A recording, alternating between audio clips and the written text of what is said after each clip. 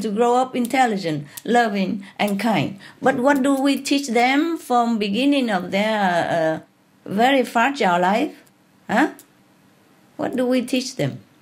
We push the symbol of violence into their mouth. Even if they spit it out, we force to put it back in again until they get used to it.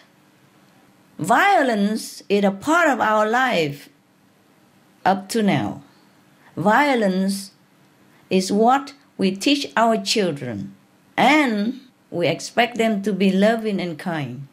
Not only violence, that piece of meat or fish or animals, stuff that we try to stuff into our children, unaware stomach, that also decrease their intelligence, decrease their loving quality, humanity. So we expect our children to be the best, and we give them the worst. The worst of all the worst is meat diet. Okay? So, how about promise that our children will be what we expect them to be with our meat diet? Intelligent, loving, and kind, and noble being. See? And how about promise of a repair planet with lush green forests thriving from horizon to horizon, clear rivers, clean stream, healthy living ocean, pure water to drink, without having to put chlorine or any chemical into it to even destroy our health further. How about all that picture of paradise? If we just put down that piece of meat and fish and dairy, whatever the animal piece that we want to put in our mouth. How about clean our system? Make it healthy, alive, and not as a graveyard. You know, sometimes if we go through a graveyard, we feel so scared, right? As a kid, I was scared. How about you? Any of you scared when you walk through the cemetery, the graveyard at night, or even daytime? Yes. Yes, okay. Imagine you yourself at the graveyard. Isn't that scary? Scary. Very. Yeah, and day in, day out, 24 hours a day, graveyard you carry with you. And so, okay, we talk more positive like Eva do, okay? Okay, we picture, we show them, we invoke the imagination of such a revitalized and calm environment, healthy world. All the inhabitants will live together in peace and harmony. I know we are reciting that since time immemorial, but we have to do it now. We have to realize the harmony and peace, not just talk about it. We will live in peace and harmony as we never did before. Because in a vegan world, we think differently, we act differently, we live differently, we treat each other differently. Our mind functions differently, our heart feels differently, our intelligence activated differently. There's no more reason that we can see for animals to fear humans. There's no more reason to make anyone suffer. For animals and humans alike, yeah? We will see no reason. We will see only reason to love, to protect, and help each other. And no more grounds for humans to fear one another, because everyone will honor life and protect it, both theirs and others' life. Simply by being vegan, your life will change.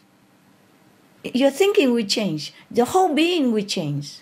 Believe me, I know it, because I've done it. You will change completely. You will love yourself more. You will have more self-respect, and you'll be glad that you walk the noble way of compassionate vegan diet. Without this deep-seated fear for one another or from the animal, there will be only love, peace, both with animals and humans. The wise sages and thinkers like Pythagoras said, For as long as men massacre animals, they will kill each other.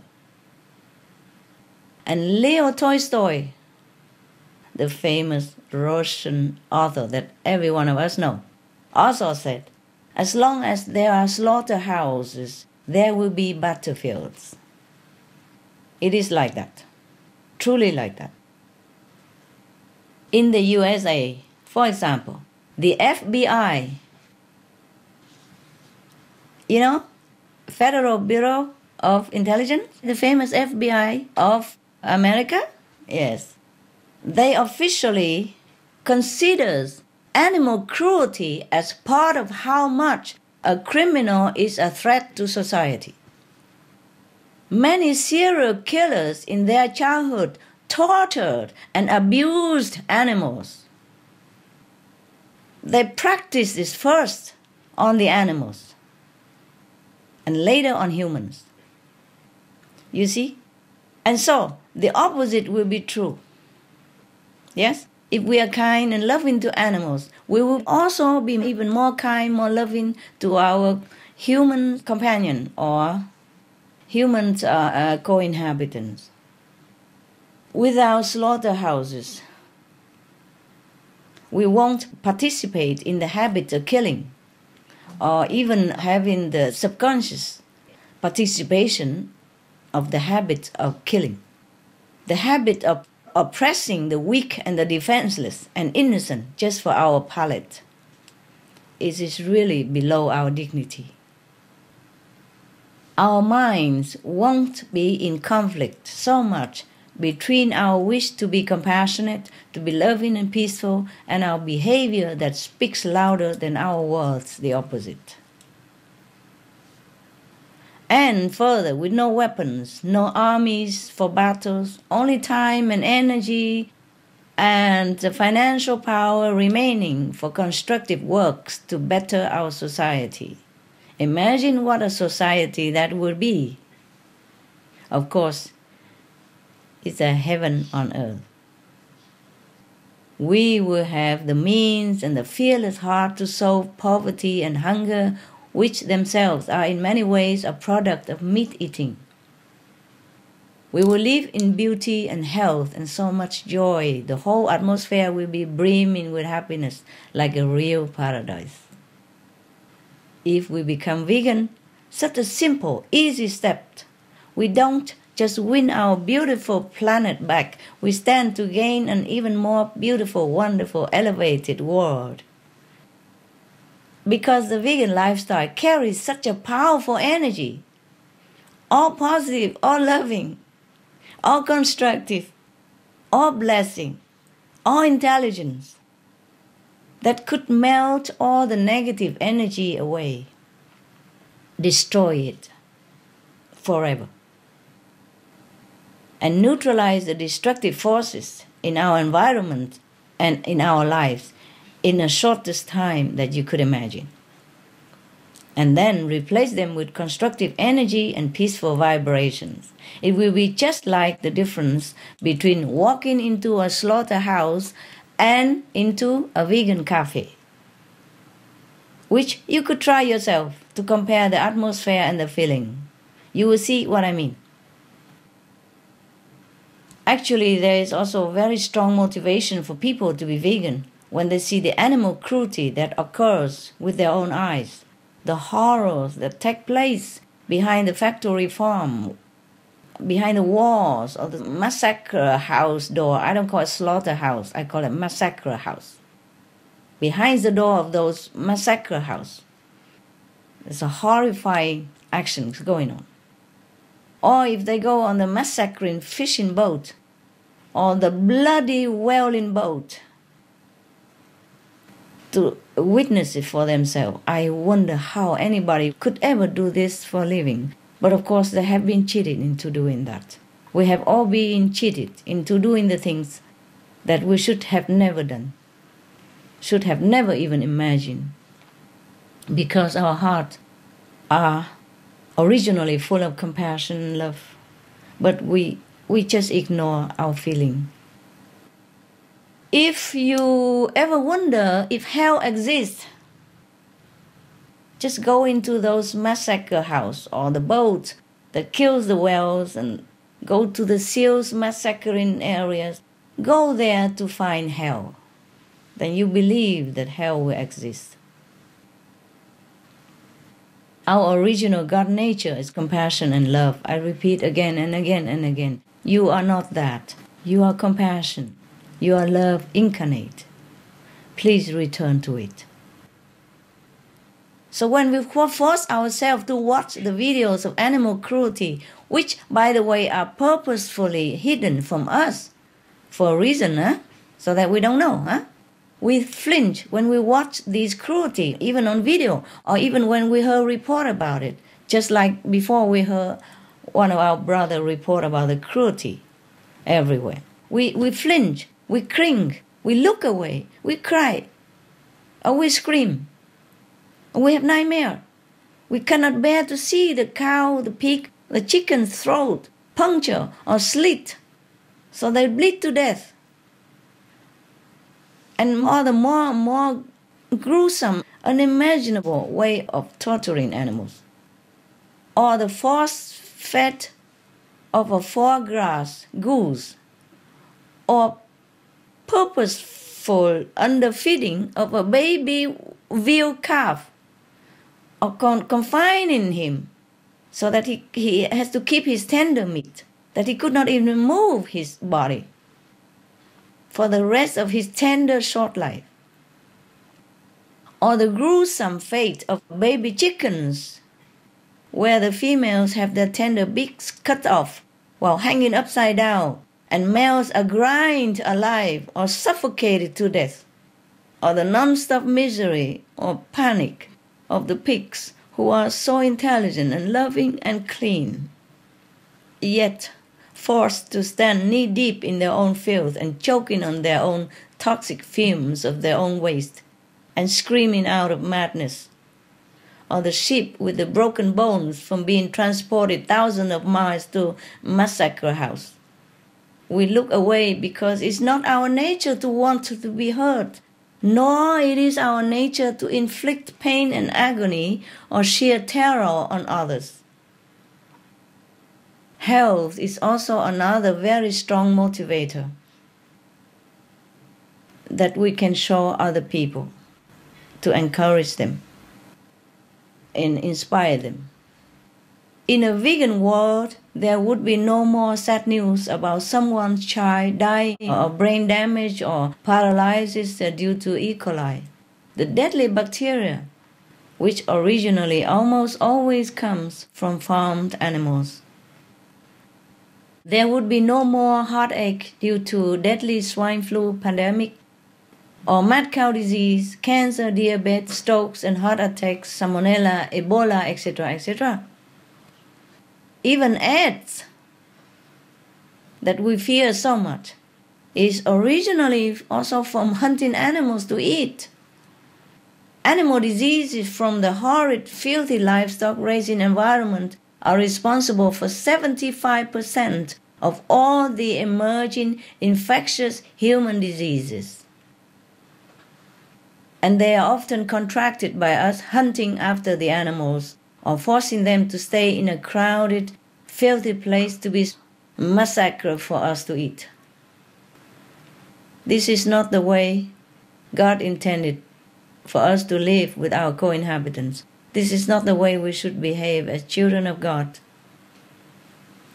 We have been really deluded into doing all this and degrading ourselves, thus and to this level.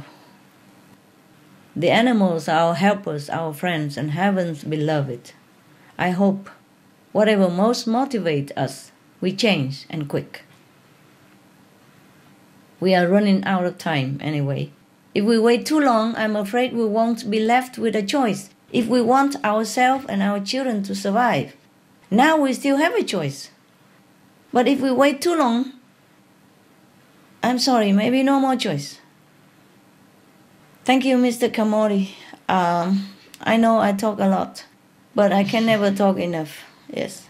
Thank you, Supreme Master, and thank you for all that you do. Thanks. Thank you for being such a caring animal activist.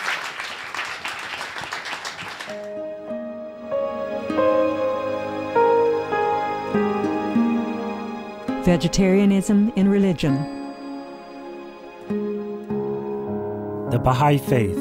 Regarding the eating of animal flesh and abstinence therefrom, know thou of a certainty that, in the beginning of creation, God determined the food of every living being, and to eat contrary to that determination is not approved. Selections from the Baha'i writings of some aspects of health and healing. Buddhism. All meats eaten by living beings are of their own relatives. Lankavatara Sutra. Also, after the birth of the baby, care must be exercised not to kill any animal in order to feed the mother with meaty delicacies, and not to assemble many relatives to drink liquor or to eat meat, because at the difficult time of birth there are innumerable evil demons, monsters, and goblins who want to consume the smelly blood. By ignorantly and adversely resorting to the killing of animals for consumption, they bring down curses upon themselves, which are detrimental to both the mother and the baby. Ksitigarbha Sutra.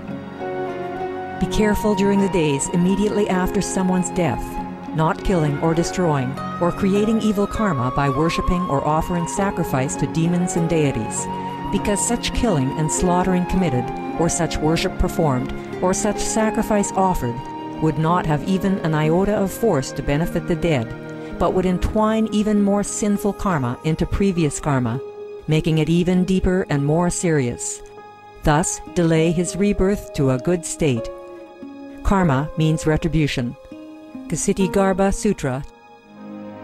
Gaudai. The most important thing is to stop killing, because animals also have souls and understand like humans. If we kill and eat them, then we owe them a blood debt. Teachings of the Saints. Christianity. Meats for the belly, and the belly for meats, but God shall destroy both it and them. Holy Bible. And while the flesh was yet between their teeth, ere it was chewed, the wrath of the Lord was kindled against the people, and the Lord smote the people with a very great plague. Holy Bible. Confucianism. All men have a mind which cannot bear to see the sufferings of others. The superior man, having seen the animals alive, cannot bear to see them die. Having heard their dying cries, he cannot bear to eat their flesh. Mencius. Essenes. I am come to end the sacrifices and feasts of blood, and if ye cease not offering and eating of flesh and blood, the wrath of God shall not cease from you. Gospel of the Holy 12. Hinduism. Since you cannot bring killed animals back to life, you are responsible for killing them. Therefore, you are going to hell. There is no way for your deliverance. Adalila. He who desires to augment his own flesh by eating the flesh of other creatures lives in misery in whatever species he may take his birth. Mahabharata anew. Islam. Allah will not give mercy to anyone except those who give mercy to other creatures. Hadith. Do not allow your stomachs to become graveyards of animals. Hadith. Jainism. A true monk should not accept such food and drink as has been specially prepared for him involving the slaughter of living beings. Sutrakatanga. Judaism. And whatsoever man there be of the house of Israel, or of the strangers that sojourn among you, that eateth any manner of blood, I will even set my face against that soul that eateth blood, and will cut him off from among his people. Holy Bible. Blood meaning flesh. Sikhism. Those mortals who consume marijuana, flesh, and wine, no matter what pilgrimages, fasts, and rituals they follow, they will all go to hell. Guru Granth Sahib. Taoism. Do not go into the mountain to catch birds and nets, nor to the water to poison fishes and minnows. Do not butcher the ox that plows your field. Tract of the Quiet Way. Tibetan Buddhism. The offering to the deities of meat obtained by killing animate beings is like offering a mother the flesh of her own child, and this is a grievous failure, the supreme path of discipleship. Zoroastrianism. Those plants I, Ahura Mazda, or God, rain down upon the earth to bring food to the faithful and fodder to the beneficent cow. Avesta. Everybody knows that vegetarian diet is good for health and to save the planet. They will be awakening their own great, compassionate, loving self-nature, and then their level of consciousness will rise up automatically, and they will understand more than they ever did, and they'll be closer to heaven than what they are right now.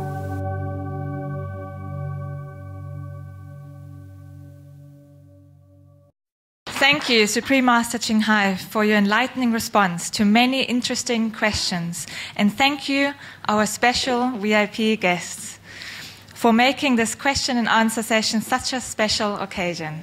It has been a fascinating seminar. Thank you. Thank you. Yes. And very emotional one, huh? Very heart-wrenching also, some parts. Yes, indeed. Truly. Supreme Master, before we conclude today, we would like to present you with a delicious vegan cake to celebrate this auspicious and most enlightening event. Sure. They give me a knife here. I'm ready. Very good idea. Very good idea that we should show people to use a knife just to cut vegan cake. Very good idea. Wonderful. Okay, I'm ready. Shall we do it now? Okay. Wow. Yum, yum, yum. Delicious, delicious. You've been working hard and getting up early, hey? Okay, now? All right. 1, 2, 3. Yes. Very good. Okay, good appetite.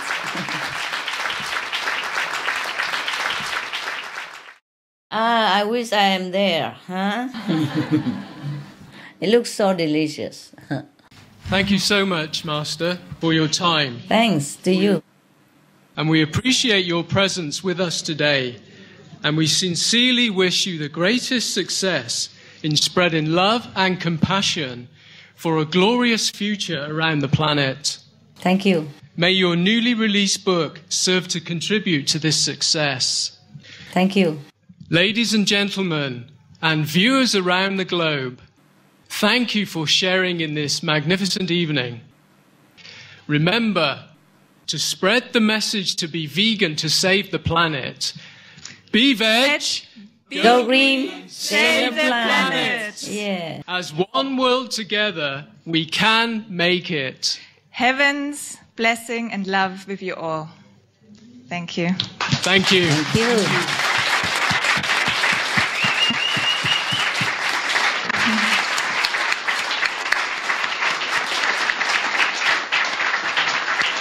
Thank you, all of you. Thank you, all of you. Thank you, the organizer. Thanks to the Frankfurt Book Fair organizer that allowing us to have this meeting today. And thanks to all the speakers and all the distinguished audience. Thank you all. And I wish you the best in this noble endeavor.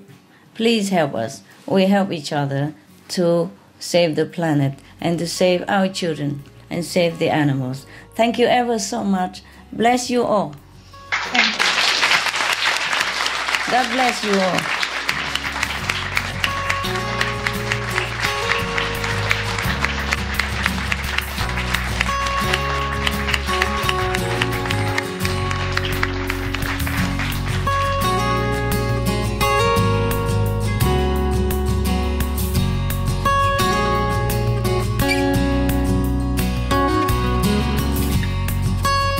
Just to hear the stories of Supreme Master CHINGHAI and how she feels about, you know, climate change and the destruction of the world's rainforests and everything that is happening to animals today too. So I was really excited to be here and just to even listen to what she had to say about the problems facing the planet today, and just to see, you know, what people around the world are doing to help, you know, reverse climate change, you know, be vegetarian, be vegan, and the work we're all doing to educate people to make a difference and to reverse the cycle of cruelty to animals and climate change. The book was really exciting actually. Lots of really nice pictures of, you know, animals, their mammies, daddies and their babies.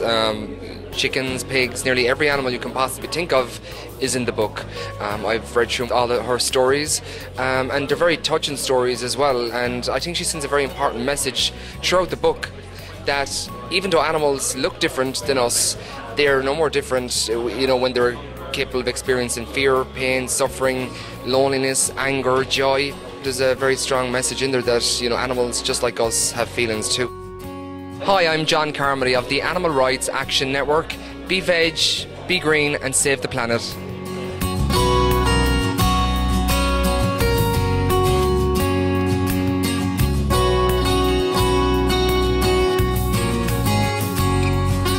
Hello.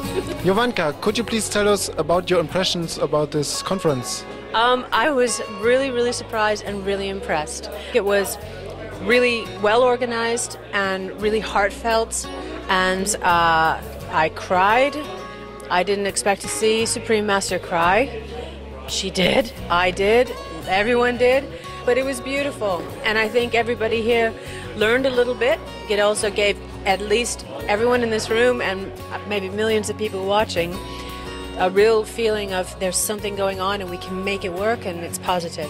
My message for the people around the world is that, well, you are what you eat. And if there's a way to eat and be kind, why not do it?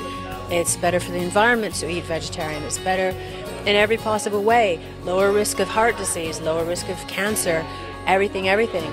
Hi, I'm Jovanka Steele from Ghent in Belgium. Be veg, go green, save the planet.